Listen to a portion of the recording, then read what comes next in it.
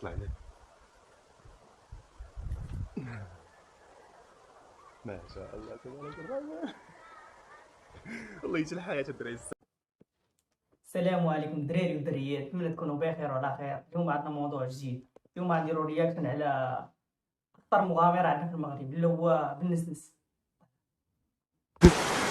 الله يجي البرد بالله، الله يجي البرد. تبارك الله الرعد البرد. ياس ياس ياس. نشوف ثلاث القهوه ديالي بالنسنس تبارك الله عليك. حنا متاسفين حيت الفيديو ديالك واخا طلع واخا ضرب طوندونس وكذا، ولكن يوتيوب ما حبستو ليك حيت انت كدير محتوى اللي شويه غريب وبزاف اللي غير طبيعي. داكشي انت انسان غير طبيعي اخي بالنسنس بزاف، انت هربان اخي، وانت كتسمى اخطر مغامر في المغرب حاليا. شحال جميع اللعيبات اللي كدير ناضيين بزاف، انت الهربة خايب الناس نسى هادشي اللي كديرها، خايب الناس نسى بزاف. ما خليتي ما كليتي اي حيوان كليتيه، انت من راس حمار ضربتيه طوب اي حاجه بقى لك حاجه وحده ما كليتيهاش، هي شي قرد.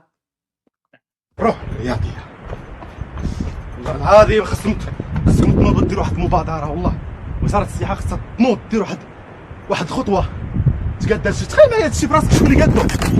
خويا بالنسبه انت احسن مغامر حاليا. الجبل الدراري اللي طلع فيه راه بزاف الدراري كيجري فيه. تصور الدراري غادي وكيجري في داك الجبل شي حاجه اللي الهربه. الدراري غادي كيجري راه ناضي يا اخي. تصور الجبل فيه 200 متر ولا شحال، لا بط راه مشكل، راه يتفرشخ، راه ميلقاوش الجثه ديالو، فهمتي. هاد العصا غنديرها بحال هكا، نخشيها هنايا ياكو، وكاميرا غادي نخشيها في الجيب هنا، لكن حتى نطفيها واقيلا.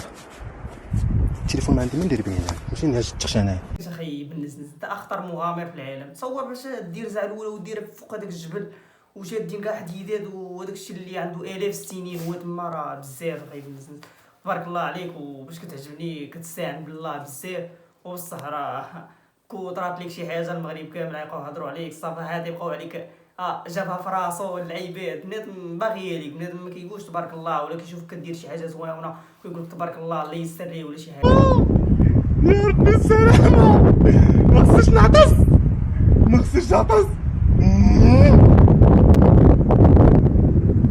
ناري يا ربي السلامة.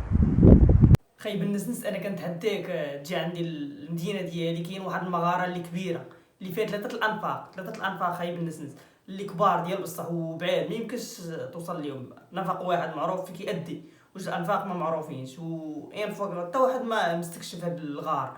هاد الغار هذا ان فوق مهبط ليه البيليت كيحبسوا، ان فوق كتوصل لواحد الحد الاكسجين كينقص بزاف، والبيليت اي فلاش ولا شي حاجه تاع التليفون تاع كاميرا اي حاجه كتحيد والكونيكسيون ريزو كيمشي.